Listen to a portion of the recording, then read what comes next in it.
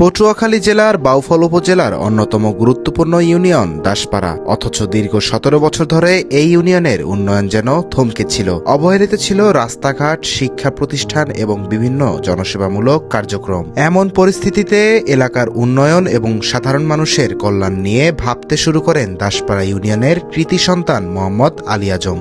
২০২৪ সালের ৫ই আগস্ট পরবর্তী সময়ে দেশের বিভিন্ন স্থানে যখন সাম্প্রদায়িক সম্প্রীতি নিয়ে উদ্বেগ দেখা দেয়, তখন দাসপাড়ায় শান্তি ও নিরাপত্তা নিশ্চিত করতে মাঠে নামেন মোহাম্মদ আলী আজম। হিন্দু অধ্যুষিত বিভিন্ন এলাকায় তিনি ঘরোয়া সভা ও মতবিনিময় করেন। কালাইয়া আক্রাবাড়িতে হিন্দু সম্প্রদায়ের মানুষদের নিয়ে অনুষ্ঠিত এক সভায় তিনি সম্প্রীতি রক্ষা এবং চাঁদাবাজির বিরুদ্ধে কঠোর হুঁশিয়ারি প্রদান করেন। ধর্ম বর্ণ নির্বিশেষে সকল মানুষ যেন নিরাপদে বসবাস করতে পারে, সেই লক্ষ্যেই কাজ করে যাচ্ছেন মোহাম্মদ আলী আজম। সামাজিক সম্প্রীতির পাশাপাশি তিনি গুরুত্ব দেন শিক্ষার উন্নয়নে। দাসপাড়া ইউনিয়ন মাধ্যমিক বিদ্যালয়ের শিক্ষার্থীরা দীর্ঘদিন গরমে কষ্ট করে পাঠদান কার্যক্রম চালিয়ে যাচ্ছিল। বিষয়টি জানতে পেরে তিনি বিদ্যালয়টিতে ৮টি সিলিং ফ্যান এবং বিশুদ্ধ পানির জন্য একটি টিউবওয়েল উপহার দেন। এছাড়াও ইউনিয়নের বিভিন্ন শিক্ষা প্রতিষ্ঠানে শিক্ষার্থীদের খেলাধুলায় উৎসাহিত করতে ফুটবল বিতরণ করেন তিনি। মাদকমুক্ত সমাজ গড়ার লক্ষ্যেও ছিল তার ব্যতিক্রমী উদ্যোগ।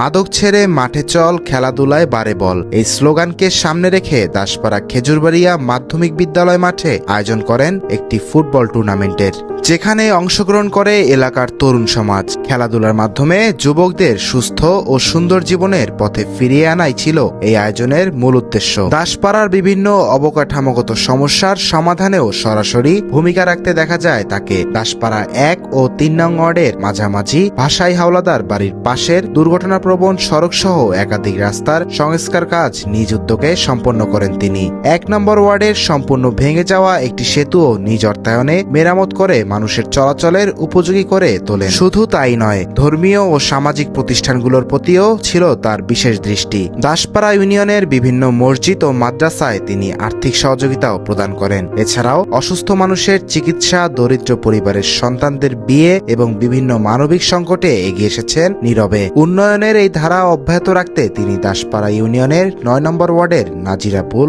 এলাকার সেতুর দুই পাশে সংযোগ সড়ক নিজ অর্থায়নে মেরামত করেন। ফলে দীর্ঘদিনের ভোগান্তি থেকে মুক্তি পায় স্থানীয় মানুষ। শীতার্ত মানুষের পাশে দাঁড়ানোর ক্ষেত্রেও দেখা যায় তার মানবিক উদ্যোগ। তার মরহুম পিতা আব্দুল খালেক চৌধুরীর নামে প্রতিষ্ঠিত ফাউন্ডেশনের মাধ্যমে টানা ১০ দিন ধরে ৭০০ শীতার্ত মানুষের মাঝে কম্বল বিতরণ করে দুর্যোগ ও বিপদে পড়া মানুষের পাশেও দাঁড়িয়েছেন তিনি। দাসপাড়া ৯ নং ওয়ার্ডের মীরাবাড়িতে অগ্নিকাণ্ডে ক্ষতিগ্রস্ত পরিবারকে সহায়তা প্রদান করেন এবং তাদের ঘুরে দাঁড়ানোর জন্য প্রয়োজনীয় সহযোগিতা করেন। খেজুরবাড়িয়া স্কুলের দক্ষিণ পাশের কালভার্ট সংলগ্ন রাস্তা দীর্ঘদিন ধরে ছিল অত্যন্ত দুর্ঘটনাপ্রবণ। স্থানীয় মানুষের নিরাপদ চলাচলের কথা চিন্তা করে কালভার্টের দুই পাশের রাস্তাও নিজ উদ্যোগে সংস্কার করেন। কৃষি নির্ভর দাসপাড়া ইউনিয়নের পানি প্রবাহ সচল না থাকায় পচে যাওয়া বীজতলা রক্ষার্থে ৪ নম্বর ওয়ার্ডের হোনাগাজী খাল, ৪ ও ৫ নং ওয়ার্ডের মধ্যবর্তী ভুরভুরিয়া খাল ও ১ নং ওয়ার্ডের শিকদার বাড়ির পেছনের খালটি এর কচুরিপানা পরিষ্কার করে জলাবদ্ধতা নিরসন এবং কৃষিকাজে সহায়তার উদ্যোগ নেন। এর ফলে কৃষকদের বীজতলা রক্ষা পায় এবং কোটি কোটি টাকার ফসল, বিশেষ করে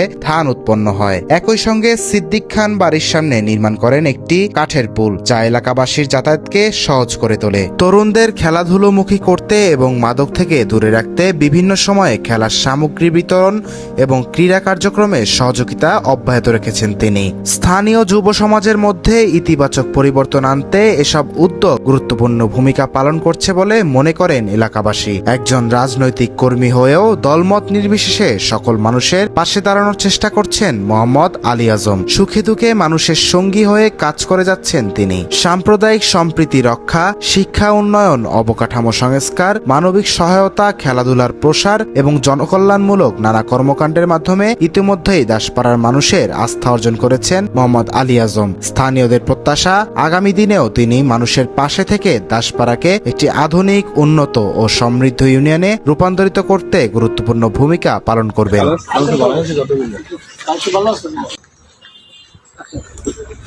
পড়তেছে সেটা জানেন কিনা? হ্যাঁ, আলী আজম চৌধুরী। আলী আজম চৌধুরী। তিনি আসলে দাসপাড়া বিএনপির সভাপতি। দাসপাড়া বিএনপি সভাপতি। ও আচ্ছা জি, ধন্যবাদ ধন্যবাদ। জি। এখন কেমন লাগছে যে রাস্তার সমস্যা ভালো হয়েছে, একটু সমান হয়েছে, এগুলো আসছে যে একটু এই কাজটা করতেছে কে? আজম ভাই কথা আজম চৌধুরী। এই থেকে তিনি কে আসলে? আজম চৌধুরী কে? লোক, সামাজিক লোক। সামাজিক লোক, সে দায়বদ্ধ থেকে সে করতেছে। হ্যাঁ, করছে। তিনি কোনো রাজনৈতিক দলের সাথে যুক্ত আছে জানেন? কোনো রাজনীতি করে? না, রাজনৈতিক ব্যাপারে করতেছে না, হ্যাঁ নিজের মানে আলী আজম ভাই উনি এই ব্রিজটা আসলে ঠিক করাই দিতে আছে, এরকম একটা মানবিক কাজ দেখে আমার কাছে খুব ভালো লাগছে আসলে।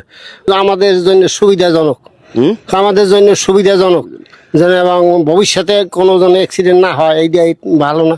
তার 5-6 বছর ভাঙা ছিল, তারপর আপনার এই জায়গায় এই যে একটা মুরব্বী, তারপর আপনার একটা বাচ্চা দুর্ঘটনা ঘটছে, ঘটার পরে আমরা অনেকেরই বলছি 5-6 বছর কেউ করে নাই।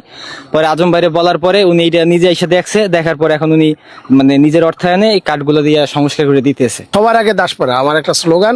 এলাকায় কে হিন্দু, কে মুসলিম, কে বৌদ্ধ, কে খ্রিস্টান, কে ধনী, কে গরিব, কে কোন দল করে, এটা আমাদের কাছে ব্যাপার না। আমরা দাসপাড়ার উন্নয়নে মানুষের যদি সামান্যতম উপকার করতে পারি, মানুষের সামান্যতম কল্যাণ করতে পারি, এটাই আমার মূল লক্ষ্য।